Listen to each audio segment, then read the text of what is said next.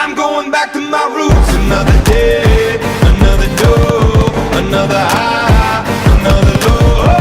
Rock bottom, rock bottom, rock bottom. What's up, guys? So today we're going to be installing the K&N high flow air filter wash. It's washable, reusable. I cannot talk today.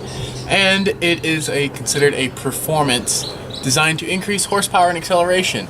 And we have a cold air intake Snorkel already installed on my Renegade, and I've actually already loosened up the bolts. It's just a little flathead. It's 3 screws. They're very noticeable.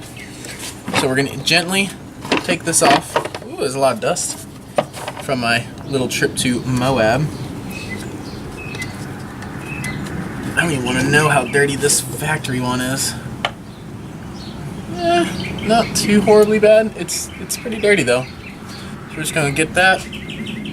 You can clean out your air filter if you want. I'm not, just because it's really not that bad in here, and I don't see anything actually going up towards the engine one. So we got this K&N. Actually, this is the filter itself. It's really nice. It's got a metal brace on it, so you're actually able to wash it.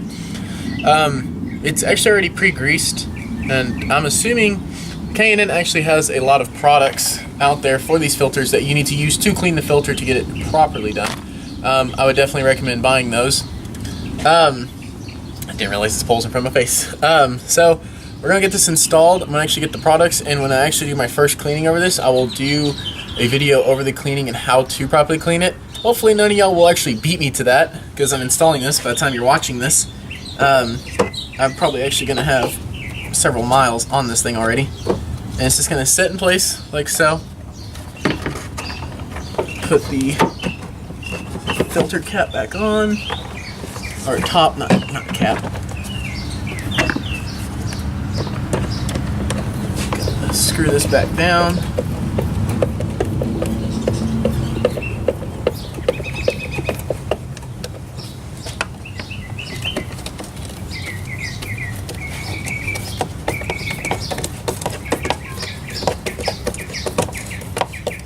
And I would definitely keep your old filter if it's not too bad, just in case. I'm going to buy just a spare one to have. I'll actually probably end up taking and swapping out to the factory one when I go do crazy stupid stuff. Just because the K&N is a lot thinner, it's going to allow in a lot more air a lot faster. If I go like in water and stuff and a lot of sand and stuff and dust, I really want to avoid that. A lot of times I know when I'm going to be getting into that, so I might switch back out to the Mopar one, or I might just go ahead and keep the K&N one in. I know I got a buddy that actually keeps the K&N one in, and he has had no issues, so I might just end up doing that. I might just have a Mopar one just to be on the safe side, you know. And that's about does it. It's actually pretty easy to install. So we got that installed. I'm going to go for a drive around, see if I notice any difference. And yeah, thanks for watching. Like and subscribe. If you have any questions, leave them in the comments below.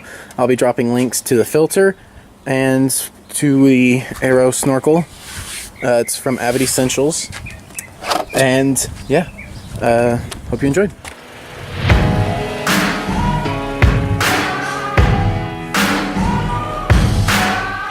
There's a moment in your bones when the fire takes over. Blood is running, heart is pumping as the battle gets closer.